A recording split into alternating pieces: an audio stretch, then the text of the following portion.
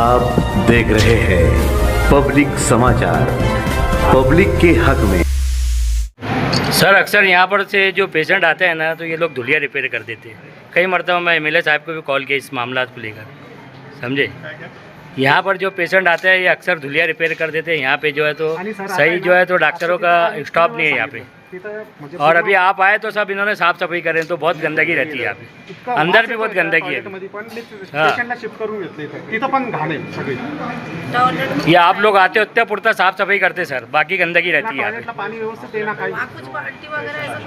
क्या बोल रहे हैं आप? देखो ये क्या बोल रहे हैं, आओ इधर, आओ इधर आओ। बाटली वगैरह ऐसा कुछ है नहीं। हाँ बाटली बिस्लेरी लेके जाओ बोल रहे हो लोग। अभी परसों के दिन एक पेशेंट ऐसे है ना, उसकी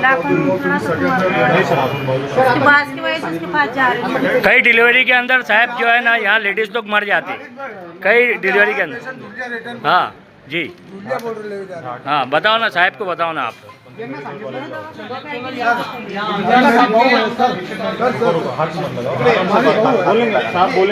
नहीं बोलन दो ना, आम जनता है बोल सकती ना। करन दो बात करो, जो तकलीफ है बोलेंगे। हॅलो, काही उशिवा आपण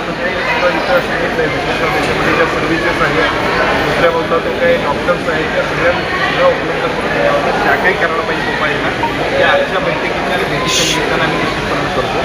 खरं म्हणजे हे हॉस्पिटल या परिसरातले सगळ्या लोकांच्यासाठी खूप महत्त्वाचं आहे.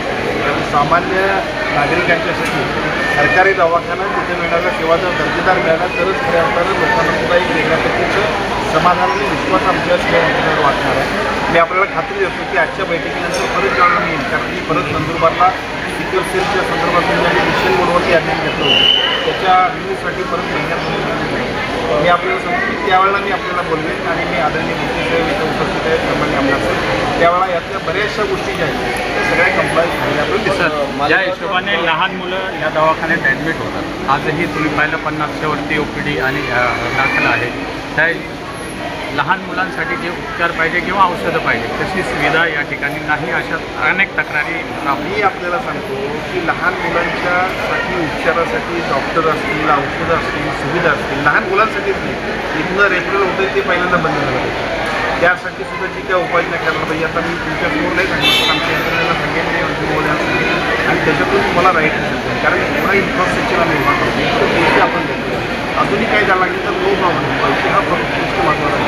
क्वालिटी सर्व्हिसेस महत्त्वाचे. तर मी तुम्हाला खात्री देतो मालेगाव शहरातल्या सर्व नागरिकांना ज्यांच्या आरोग्याच्या सेवा दर्जेदार त्या सगळ्या देण्याची जबाबदारी आणि कुठल्याही लोकप्रतिनिधी घेतो. मालेगाव महानगरपालिकेची आरोग्य अतिशय दयनीय आहे आणि मालेगावमध्ये पण तिथे NICUची गरज आहे. तिथं अनेक वर्षापासून पाठपुरावा देखील होतो, पण NICU मंजूर होते. हे दोन गोष्टी आहेत, NICU आणि SNCU याच्यामधला जरा फरक समजून घ्या. आम्ही सार्वजनिक आरोग्य विभागाच्या वतीने SNCU देतो आहे. NICU हा वैद्यकीय महाविद्यालयाची किंवा थोडी एक्सपर्टी असलेले डॉक्टर्स आमच्याकडे उपलब्ध आहेत.